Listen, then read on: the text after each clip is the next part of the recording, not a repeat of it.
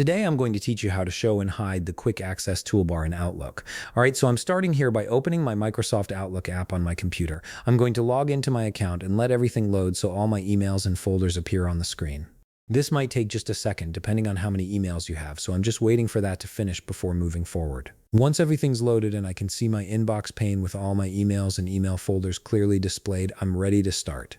Now what I'm looking for is up at the top right corner of my screen. Right there I can see a ribbon drop-down icon. This is where the option I need is located. So I'm going to click on that ribbon drop-down to reveal the additional options hidden underneath it. As soon as I click it, a small menu appears with a few different choices related to how the ribbon displays. And right here, under the Show Ribbon section, I can see an option labeled Show Quick Access Toolbar. This is exactly what I need.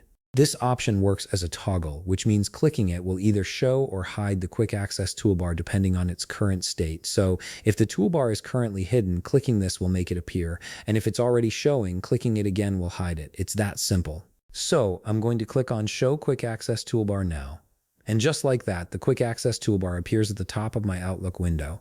This toolbar gives you fast access to common actions like sending emails, replying, or other tools you use frequently. If I want to hide it again, I just go back to that same ribbon drop-down in the top right corner, click on it, and then click Show Quick Access Toolbar once more to toggle it off. And now it's hidden again. This toggle feature is really useful because it lets you customize how much space you want at the top of your Outlook window. Some people prefer having the toolbar visible all the time for quick access, while others like to keep it hidden to have a cleaner, more focused view of their emails. Either way, you can switch it on or off whenever you need to. And that's it. I opened Microsoft Outlook, navigated to the ribbon drop-down in the top right corner of the inbox pane, clicked on it, and then selected Show Quick Access Toolbar to toggle it on or off.